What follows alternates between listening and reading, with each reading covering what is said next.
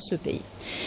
De plus en plus de voix s'élèvent contre les politiques de marginalisation du Marzen, les expulsions abusives et la gestion arbitraire des crises. À cela s'ajoutent les restrictions qui touchent désormais les pratiques religieuses, suscitant l'indignation de la population marocaine. Houda Louabah, Malim Damis.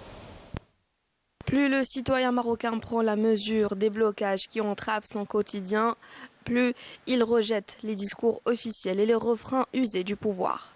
Ce qu'il attend désormais, c'est une volonté sincère de démanteler le système de corruption.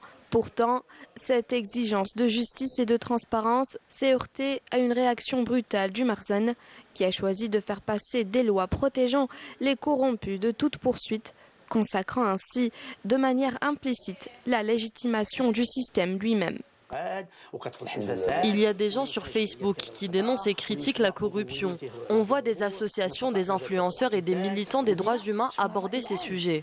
L'opinion publique réclame la criminalisation de la corruption et les citoyens veulent combattre la corruption. Mais ces acteurs agissent à l'encontre des aspirations de la société.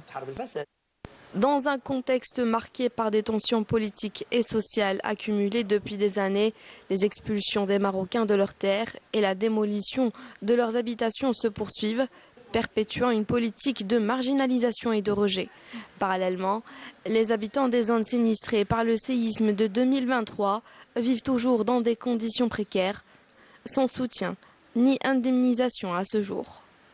حيت اصلا راه الدوار راه متريب واصلا كاع الا مشينا كاع بنينا في هذا الدوار راه غيطيحوا ثاني هذوك الحجر اللي بقاو. Nous vivons dans une situation catastrophique, c'est une honte.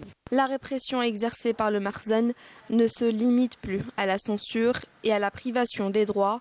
Elle touche désormais les rites de l'Aïd al-Adha, alors que ces pratiques sont un droit fondamental.